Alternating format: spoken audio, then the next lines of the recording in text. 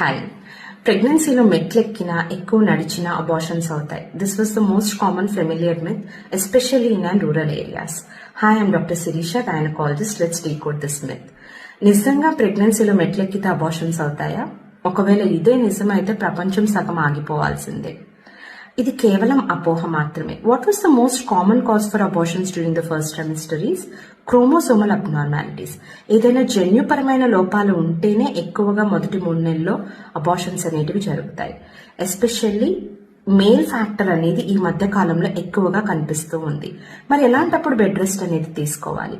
Unless until with scientific evidence మీ gynaecologist advice చేస్తేనే కానీ మూమెంట్ రెస్ట్రిక్ట్ చేయాల్సిన అవసరం లేదు. Low pace walking for at least 30 minutes in a day is very much essential. రోజుకు ఒక 30 నిమిషాలు నడవటం అనేది గర్భిణీలకి చాలా చాలా ఆరోగ్యవంతమైన విషయం.